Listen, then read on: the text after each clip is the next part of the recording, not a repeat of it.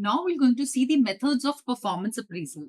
हर organisation अलग अलग methods use करती है अपने एम्प्लॉयज के परफॉर्मेंस को अप्रेज करने के लिए। एक मेथड जो एक ऑर्गेनाइजेशन पे एप्लीकेबल है हो सकता है वो दूसरी ऑर्गेनाइजेशन पे ना हो, और कई बार ऐसा होता है कि मोर देन वन मेथड भी एम्प्लॉय किए जाते हैं, मिक्सचर ऑफ टू और three may be to apply in any organisation, ताकि क्या होता है उससे हमें ज्यादा बेटर असेसमेंट या ज्यादा बेटर हम एनालिसिस कर पाते हैं।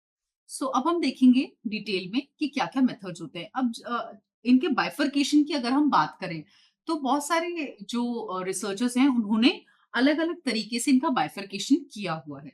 जैसे फॉर एग्जांपल अश्वत्थ थापा जी जो हैं, उन्होंने इन मेथड्स को 2 पार्ट्स में डिवाइड किया है। एक उन्होंने बोला है पास्ट ओरिएंटेड मेथड्स और एक उन्होंने बोला है future oriented methods.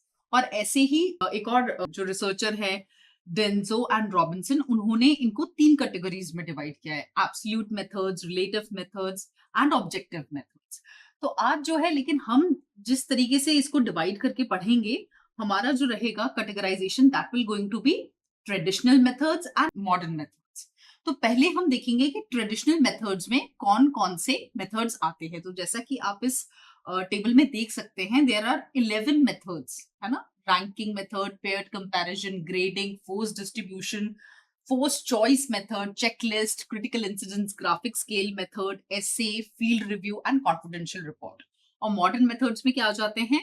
Management by objective, behaviourally anchored rating scale, assessment centre, 360 degree appraisal, cost accounting method.